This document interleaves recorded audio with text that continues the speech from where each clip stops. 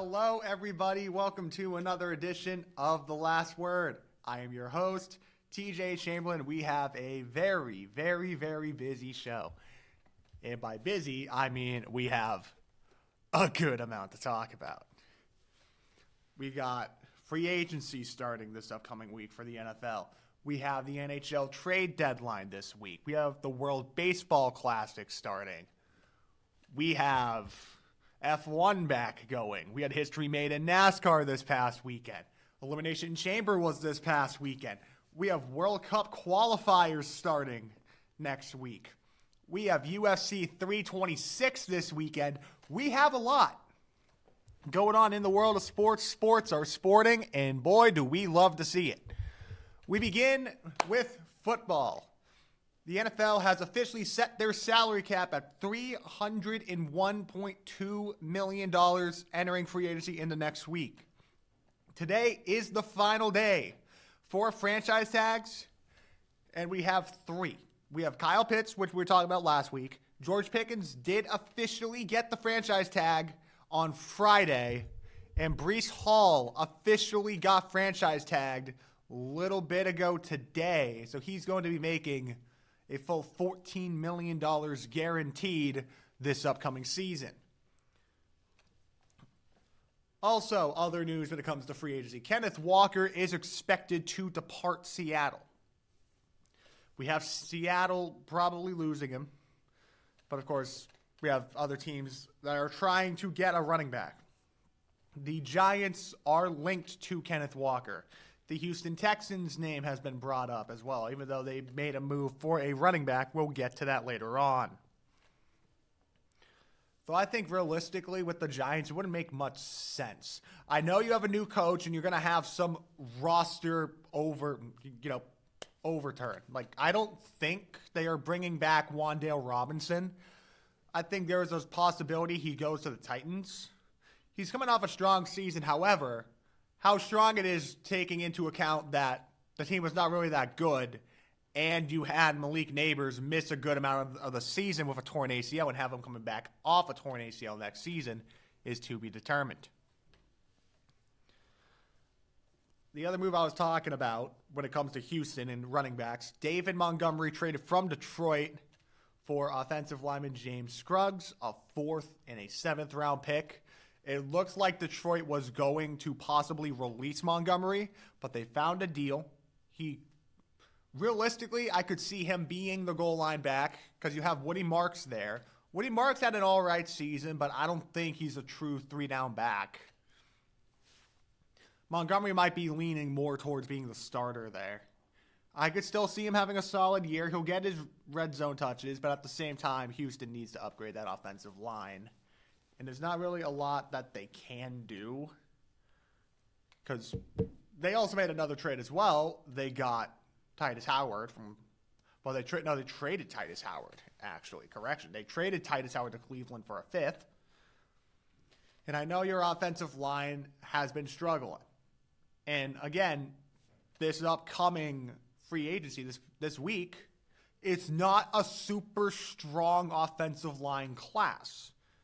Though there are some more names now that we'll get to that were released. There's one I could definitely see them getting.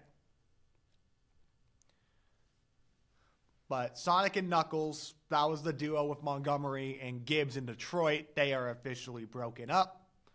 And I think, honestly, Gibbs is about to have a monster season now unless they get another running back in free agency or they draft a running back.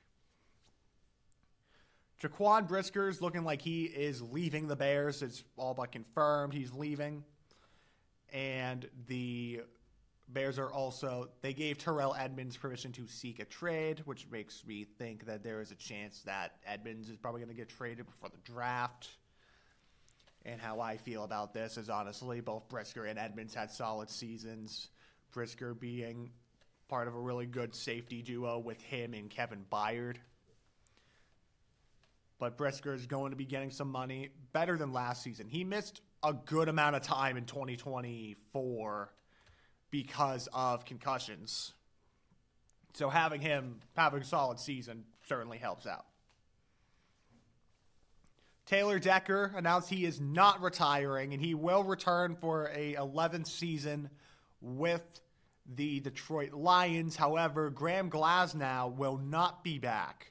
He was released yesterday. That saves about $5 million for Detroit, plus also taking into account Montgomery. You save some money by trading him. Tyler Algier is looking like he's going to be departing Atlanta. I think there's going to be a solid market for Algier. And he's going to be gone from Atlanta, and that's going to let Bijan cook. But that being said, I think Minnesota could be a possibility. They're going to be in the market for a running back, especially when we get to the news with them later on. They're looking to free up some money. They have a running back they're most likely getting rid of, but I think realistically their best option is, it's still a very similar offense. Keeping Jordan Mason wouldn't be horrible. I think that might be the better move. Instead of paying Algier, he wants close to $8 million, if not over $8 million a year. I think if you give Mason about 6.5, I think that's probably a better option. The Titans cut Lloyd Cushenberry, who was their starting center. I think he's going to have a solid market. Also taking into account that he recently signed a 4-year extension, too. I think it's only year 1 or year 2 of that. And they also made a move with the Jets, getting Jermaine Johnson in exchange for Tavondre Sweat, which Saleh getting one of his guys from New York. Johnson, they were looking to trade him at the deadline. Nothing really came out of it. So he spent the rest of the year there, but also at the same time, the Jets are interesting. Well, at the same time as well, it's like they don't really have many pieces on defense. They traded Sauce. They traded Quentin Williams. Quincy Williams is a free agent. I think one of the only young guys they have on that offense that's left, I think he was drafted, Will McDonald has another year under contract. And he has his 5th-year option coming up during the summer. Also, other news, the man, the myth, the legend, Will Clapp retired. The man with the best name in the NFL. Not going to be in the NFL anymore, unfortunately. Kyler Murray is expected to be released by the Cardinals, barring a last-minute trade. I don't think anyone's taking that contract on.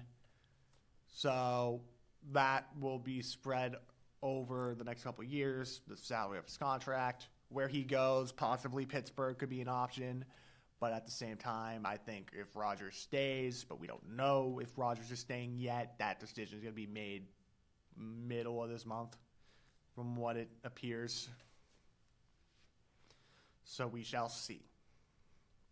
The Commanders also released their starting center and also Marshawn Lattimore. That move did not work out.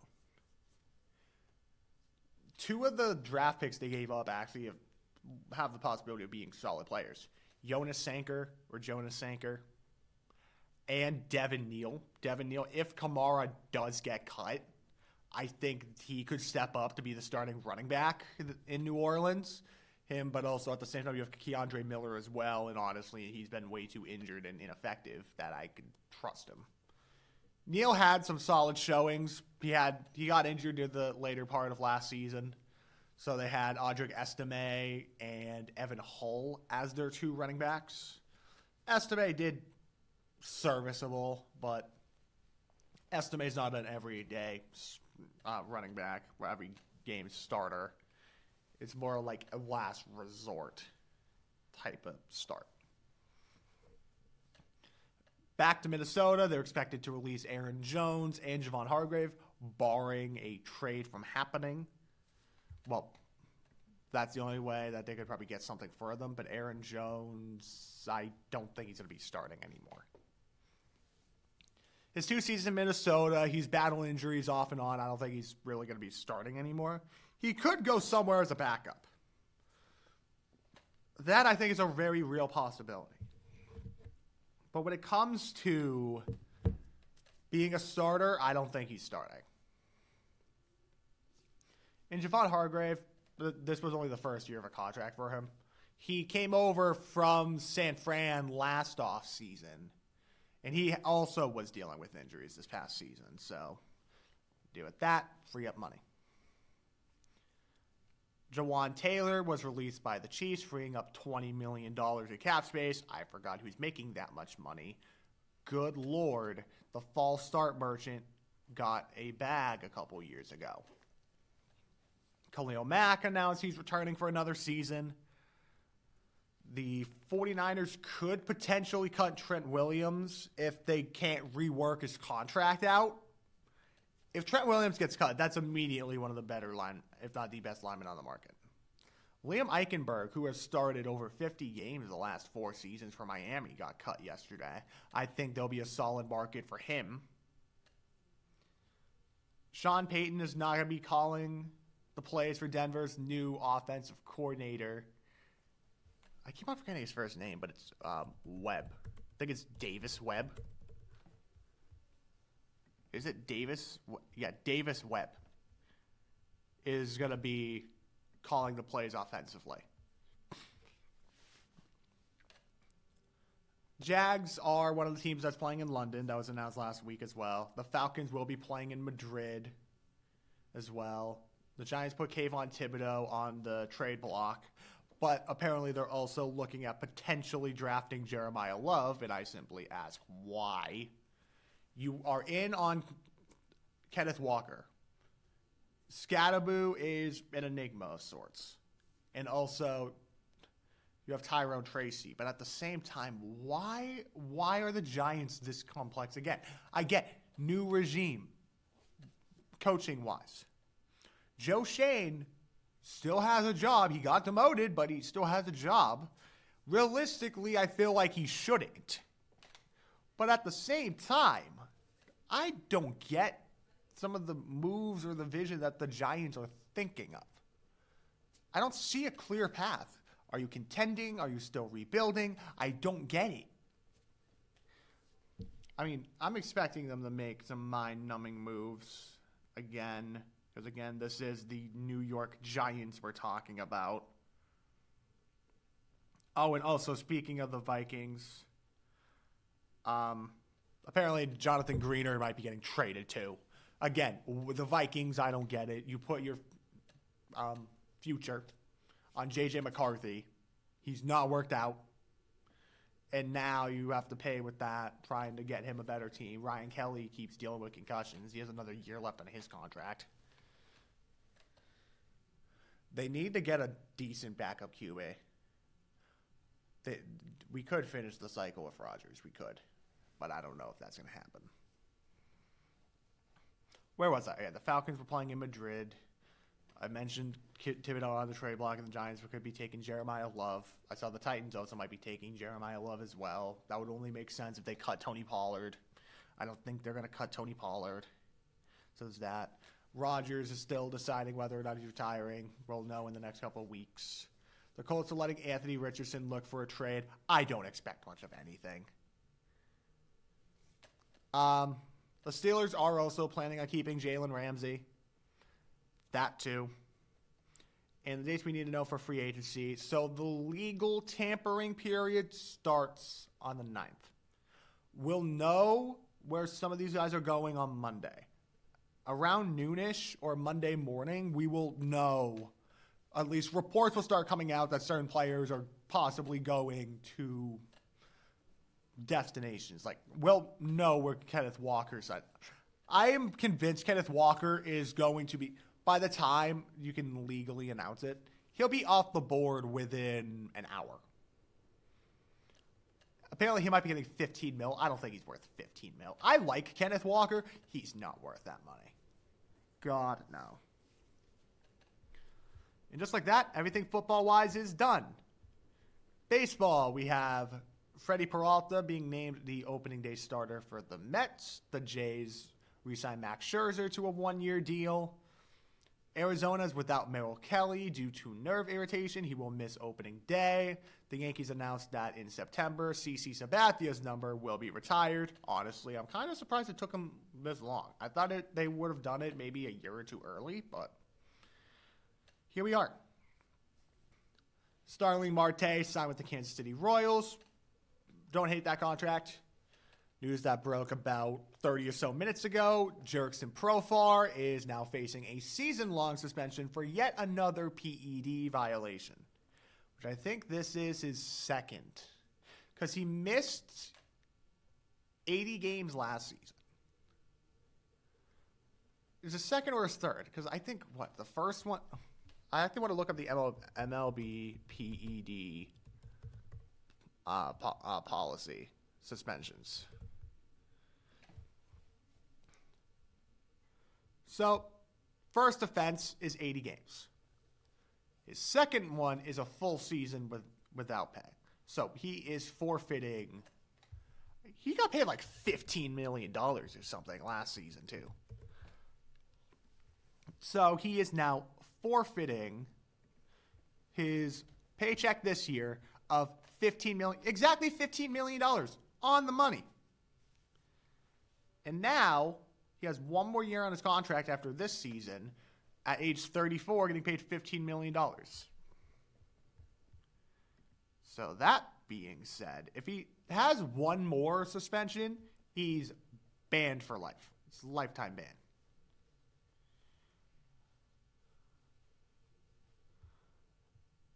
That being said, what else was there? Oh, yeah, the World Baseball Classic is starting this week, too. So we have the first games for the World Baseball Classic. Hold on, let me look. World Baseball Classic.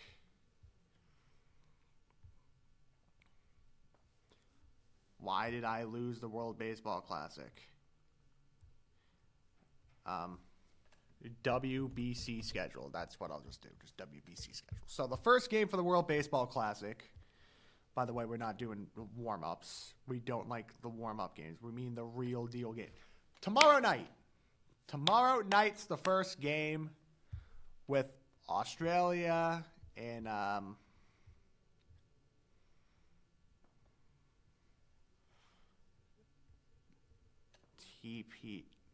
Chinese Taipei. Note, it's a 10 o'clock game. Will I be up for it? Possibly. I'm just a bit of a sports sicko, I guess. Then we have Czech Republic and Korea. By the way, that game as well is at 5 a.m. Yeah, 5 a.m. Will I be up for that? Probably not. But again, we have another 10 o'clock game, so that's what it'll be. Then, yeah, Friday we have early games. Cuba and Panama's on FS2. Like, the games that are at, like 1 o'clock in noon, that's fine. However, why is there a game on Tubal TV? I don't get that. I don't like it. This is just pool play as well. America plays their first game at 8 o'clock against Brazil. Logan Webb will be on the mound for that game. And by the time we get to Friday, we're in full swing. We are in full swing by Friday. And we'll also have spring training too. So there's that. Even though some teams will be minus players. Pool play goes until the 10th. Actually, no, it goes until the 11th. So we'll be finishing up pool play when we film next week. We'll have one more day. We'll have the 10th and the 11th. And then when we get to the 12th and the 13th, we have the quarterfinal games on the 13th and 14th. Then the semifinals the 15th. And we will have the finals on St. Patrick's Day in Miami. So all this is going to be within a span of 2 weeks. Because we have the MLB season starting in about 4. Anywho, I'm looking forward to it. Now we head to the NBA. We do our standings check. We are in the final weeks of the regular season. Which is crazy to think about. We look at the Eastern Conference. Detroit is still up by 5 games over the Celtics. Then we have the Knicks, Cavs, Toronto, and the 76ers. That's 1 through 6, the non-play-in teams. The play-in teams, otherwise known as 7 through 10, we have the Magic, Heat, Hawks, and Hornets. I was talking to a friend of mine. I actually saw him on Friday, and he's a Hornets fan. He's like, you know what? For once, the Hornets are actually kind of exciting. Concanuple's been hooping. They got Kobe White for Colin Sexton, even though he did like Colin Sexton. But again, the Bulls still have no real logic. So there's that. Then the Bucks are the first team out. They're 4 games, 3.5 games behind the Hornets. They're the Bulls, Wizards, Nets, and Pacers. Washington, the Nets, and the Pacers are realistically out of it. However, Trae Young is playing for the Wizards. I thought they were just going to rest him. Well, he's playing. Western Conference, non-play-in teams. We have the Thunder, Spurs, Rockets, Wolves, Nuggets, and the Lakers. Play-in teams, 7 through 10, we have the Suns, Warriors, Clippers, and Portland. Portland ahead over Memphis because, honestly, 11 through 15, they're kind of just packing it in for the year. We have the Grizzlies, Mavs, Pelicans, Utah, and the Kings, even though the Pelicans don't have their first-round pick because they traded it for Derek Queen. I hope that works out for you. Also, the Kings been packing it in for a minute. Utah's been packing it in. Plus, also, the Jazz now have the fifth worst record in the league. Because they're behind the Wizards, Nets, Pacers, and Kings. Other NBA news, Lauri Markkanen is now injured for the Jazz as well. He's going to miss about 2 weeks. Zach Edey's out for the season for Memphis. Again, they're packing it in. Giannis returned for the Bucks. And also, college basketball-wise, we are very, very close to March Madness. So, we begin with our bracketology. So, right now, the last team in is Indiana. The first team out is Auburn. Looking at, realistically, it's teams that are confirmed. Howard's projected to be a 16 seed right now. Central Arkansas is projected to be a 16 seed. I'm looking at it right now. We have the, confirmed seeds.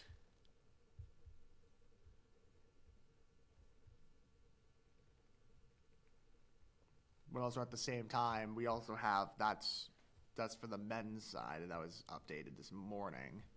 And then we also have the women's bracketology as well. So UConn is projected to be the top seed.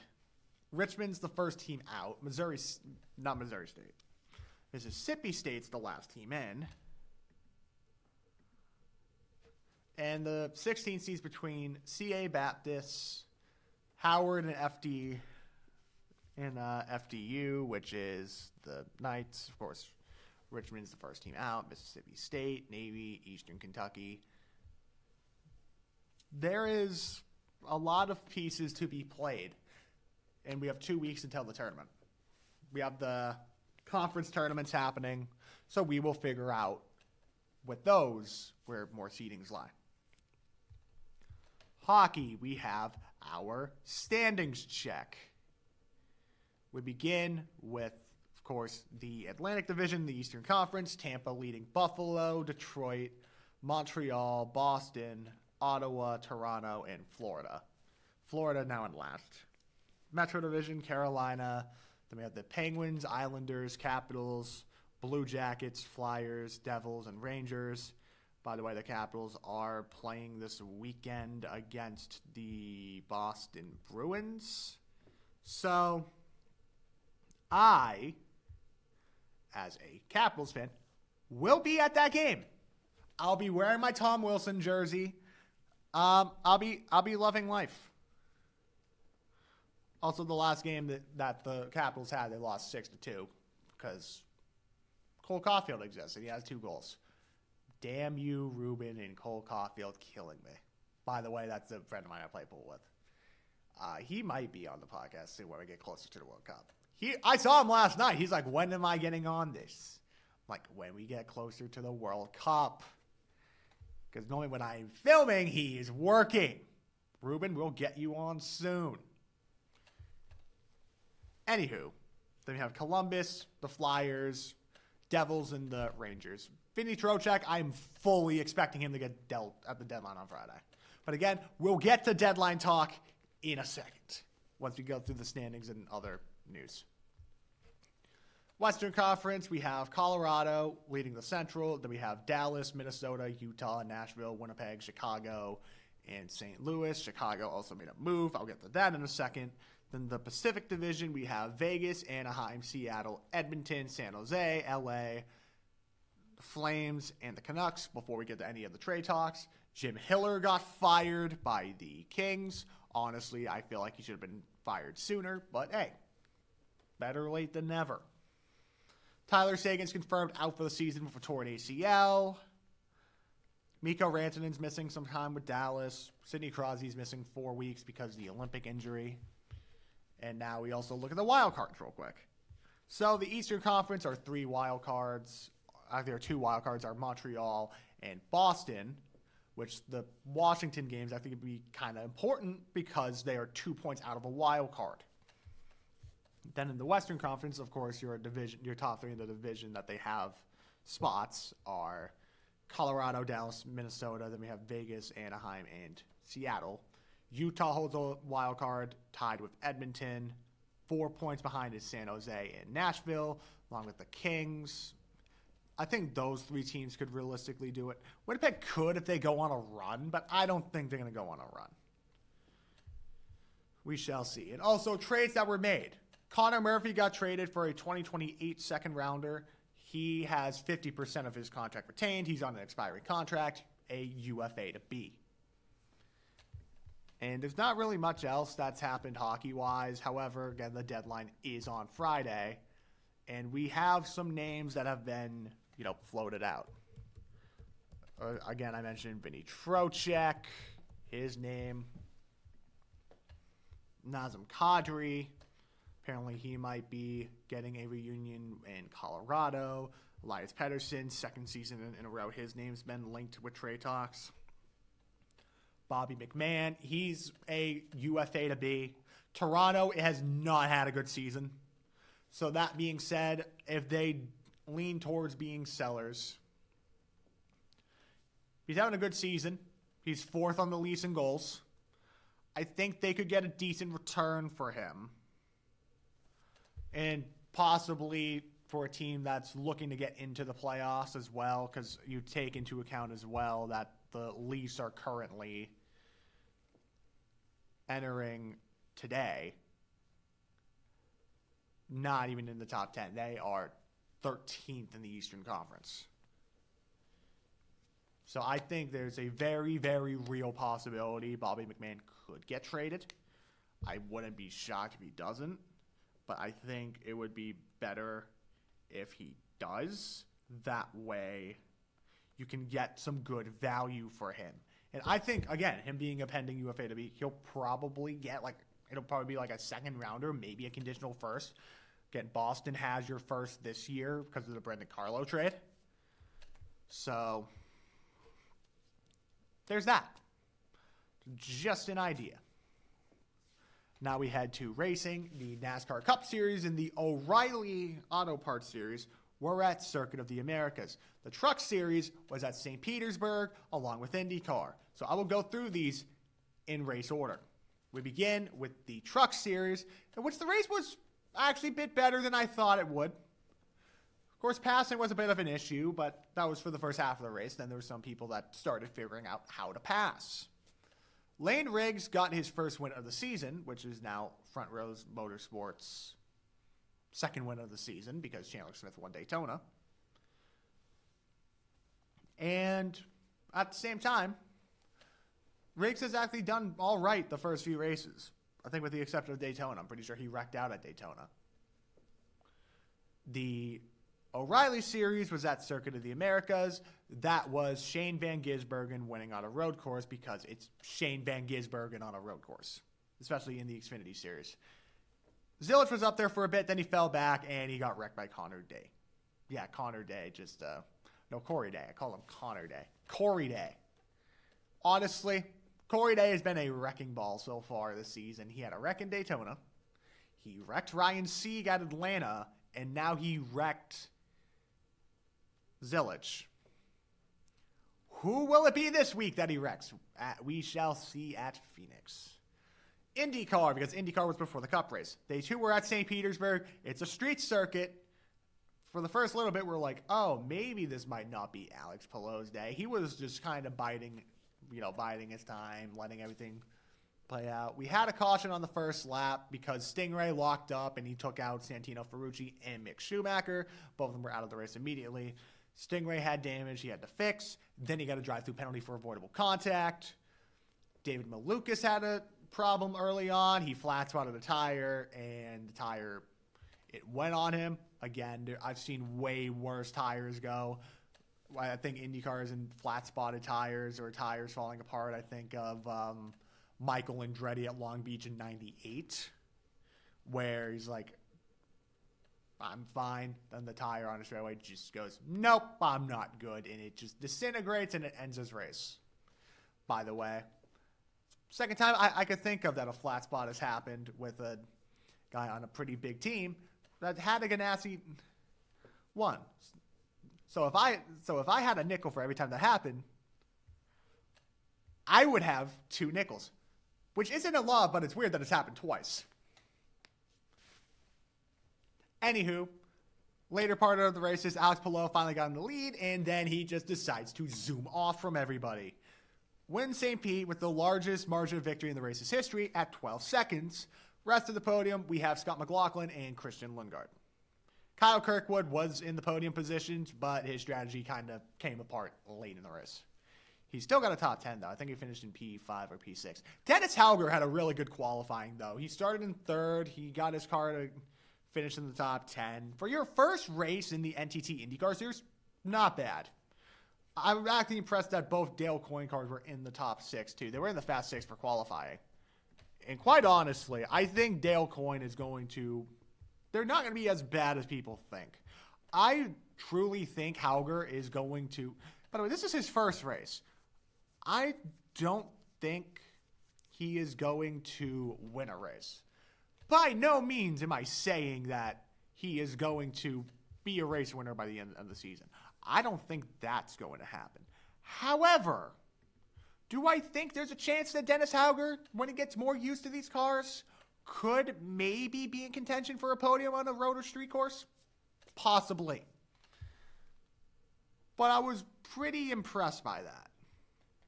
Also, look at the championship as well. Of course, Hauger's now leading the Rookie of the Year race. Both Dale Coyne cars, by the way, finished in the top 10. Grosjean finished in 8th. For someone who was announced not even a month ago. For Schumacher, didn't have a good race because he got taken out lap 1. Scott Dixon had a loose wheel later on. That kind of ruined his race. Will Power hit the wall. And, Stingray again, lap 1 incident. And Rasmussen, who finished in 19th, he spun out pretty early on because assist from Kiffin Simpson. And now the NASCAR race, in which, again, history was made. Tyler Reddick becomes the first guy to win the first 3 races of the season in NASCAR history, which, honestly, it's impressive. Because you have the 500, yes, that is technically a drafting track. Atlanta, he had damage to his car near the end and still won. And at Coda, you outdueled Shane Van Gisbergen in the last 20 or so laps to win. I will give you your flowers, sir. And also, 23-11 winning the first 3 races of the season after completely dominating NASCAR in the lawsuit. Again, this is divine karma for NASCAR, and I love it. I love this. I know that I don't think he's going to win Phoenix this week. I think this is the week that it ends. Because he really hasn't been great at Phoenix. So if he doesn't win, not surprised. However, if he does win 4 in a row, then the joke's again right itself.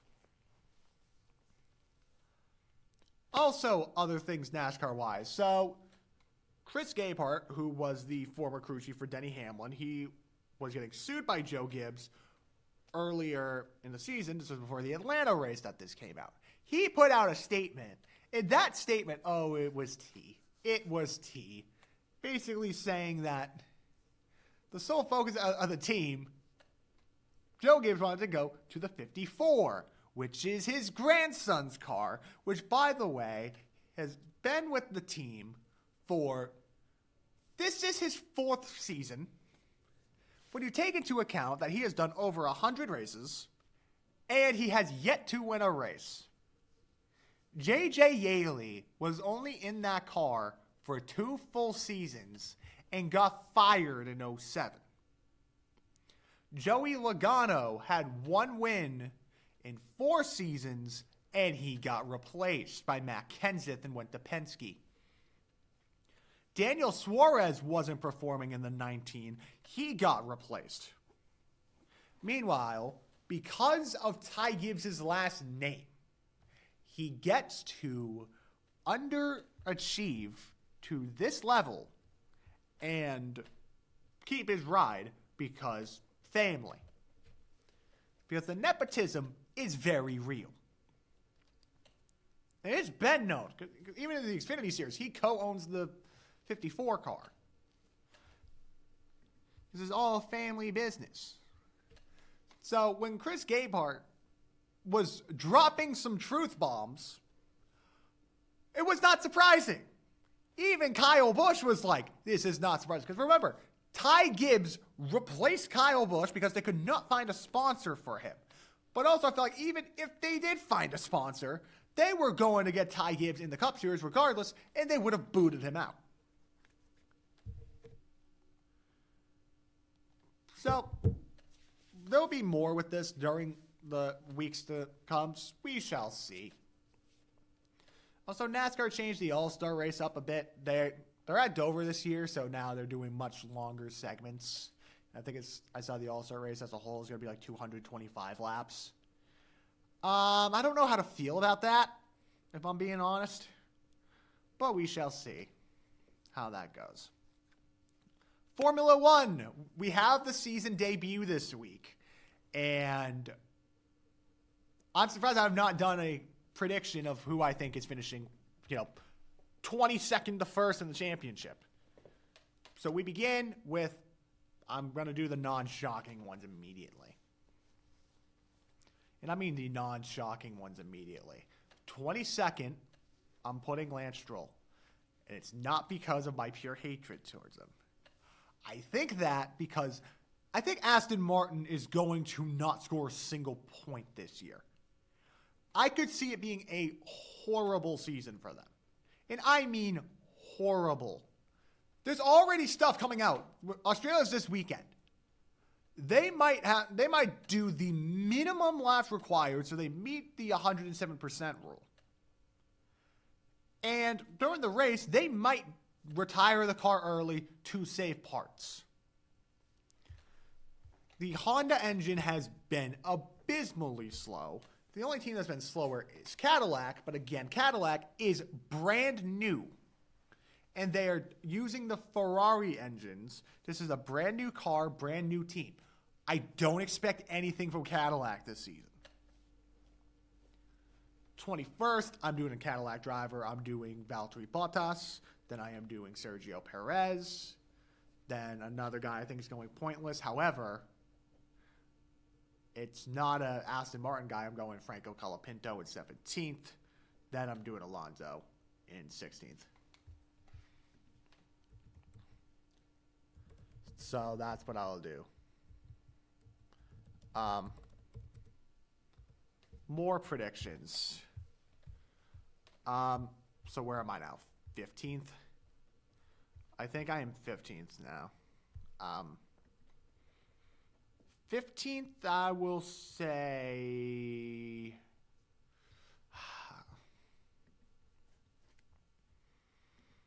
Who do I think gets 15th? I'll say Esteban Ocon gets 15th. Again, he's kind of in a make or break year with Haas. I think realistically the Toyota partnership is going to strengthen again. And that is going to be the reason why I think they're going to keep Behrman for now. But Ocon, I think there's a chance after the season he gets replaced by a Japanese driver because Toyota. I think that's a real possibility.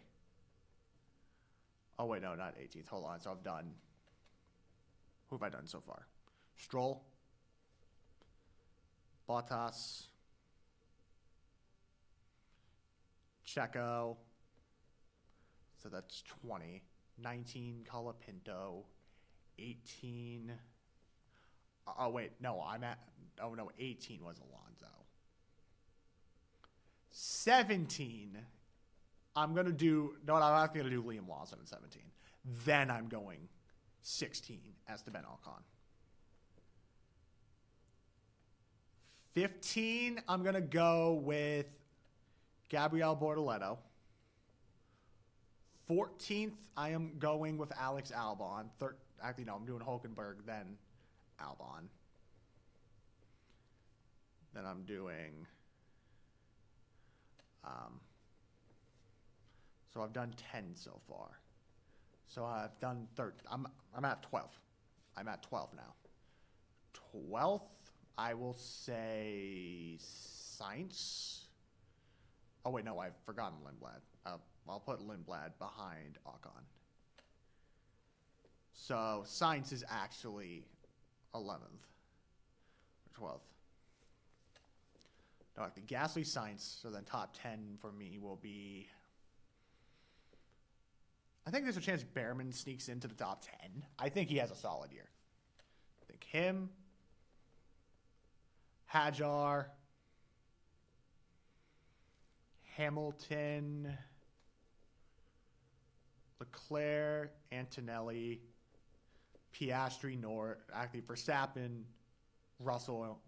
No, not Russell.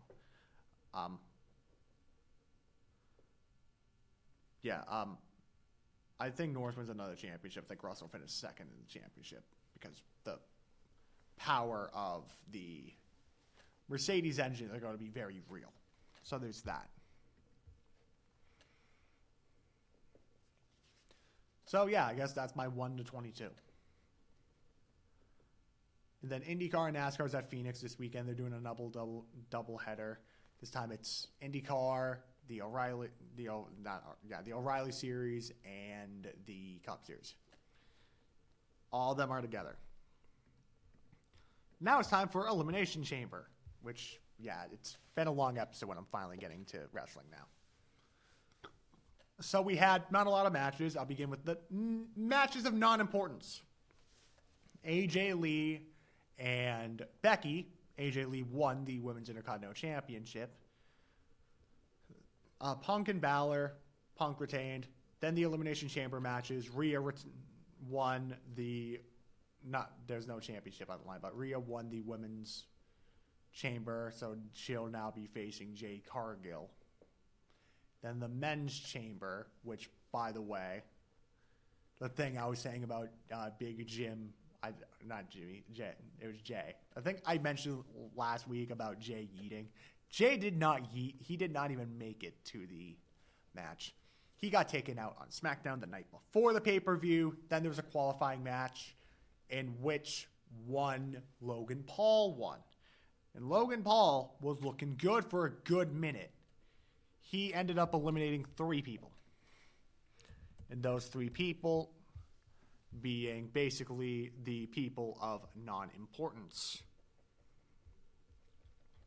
Those 3 eliminations were Trick Williams,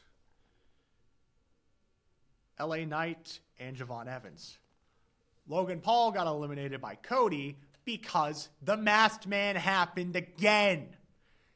And this time, it was no Grayson Waller. It was no stunt double that it was on SmackDown the night before. Oh no, it was Seth Rollins, who apparently is already back from injury, even though he's not cleared. That being said, then the final 2 was Cody and Randy. And we're like, oh, this is going to be fun. Drew McIntyre comes in. Nope, no good ending here. Hits Cody with the belt. He gets involved. Cody hits Drew with a crossroads right into an RKO. 1, 2, 3. Randy wins the chamber because of Drew McIntyre once again deciding, nah, I'm not facing Cody Rhodes. And this enraged Nick Aldis big time. He's like, oh yeah, by the way, Friday on SmackDown, you're defending against Cody, even though apparently in the contract. And by the way, I found this clip on Twitter. It's like, oh yeah, and no rematch. You had to start from the bottom. But at the same time, Drew has been screwing Cody. So I get why, but at the same time, now you're setting up, which is probably going to be Drew first Cody, first Randy, first Fatu, because Fatu is going to get involved. Hold on. Jesus Christ. But yeah, we know that's going to happen. I could see this coming from a mile away. So there's that. World Cup qualifiers start next week. By the way, hold on, let me pull up. FIFA World Cup qualifiers. Yes, I'm talking about the World Cup for once. Very, very rare that I am doing it. Schedule. So,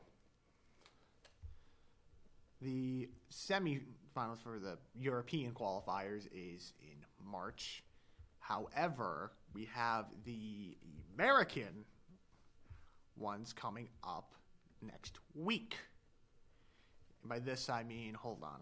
Let me, World Cup. Where's the World Cup? World Cup. Soccer. Leagues and cups. Nope. There we go. World Cup. World Cup scores. So we have games in Mexico. First one no.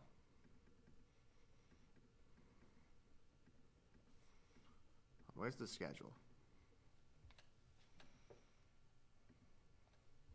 But yeah, I'm pretty sure we have qualifiers coming up. Hold on, shoot. FIFA World Cup. Oh wait, no, that's June. But yeah, looking at the qualifiers, March 26th, we have 1, 2, 3, 4, 5, 6. We have multiple games. We have 8 games, then we have 4 games, and then we will have 2 games. Those are European qualifiers.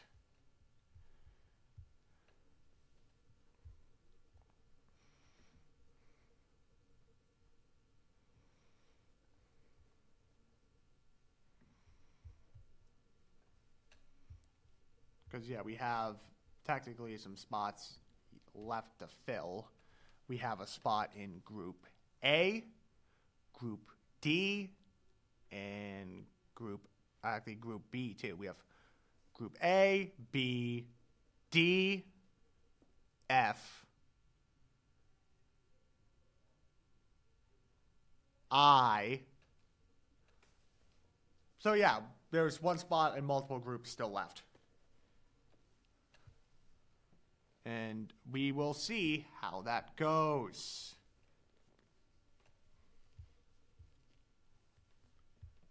And lastly, I thought it was starting next week. It's not starting next week. I have to get back in my World Cup form. Then lastly, UFC. Yes, I'm talking UFC for a good minute. So we had UFC Fight Night this past week, in which the main match was Brandon Moreno and Laurie Kavna, in which Kavna won and is now 10-1. The co-main event was a bantamweight fight. David Martinez moves up to 14-1. Lightweight fight, King Green won his match and now goes he goes to 34, 17-1. Edgar Chairez beat Felipe Burns. That was a flyweight match, another flyweight match. Emmanuel Rodriguez rose to 7-0, beating Kevin Borges. Santiago Luna moves up to 8-0, beating Angel Pacheco. And now for the main card for this weekend. UFC 326. Holloway, Oliveira, 2. Who do I think wins this match? I think Max Holloway wins. Other matches on the card, by the way, I'm only going through the main card here. Kyle Borlow taking on Reiner de Riddler. I think de Riddler wins. Rob Font taking Raul Royces Jr. That's a bantamweight match. I think Raul wins and will go up to 12-1. Drew Dober taking on Michael Johnson in a lightweight match. I'm going to say that Drew Dober wins. And then Gregory Rodriguez and Bruno Ferreira in a middleweight match. I think Bruno Ferreira wins. So that's my main card prediction for UFC 326. With that being said, that's all for this week's edition of The Last Word. Thank you, everyone, for tuning in. This is TJ signing off. I will see you all next week. Peace.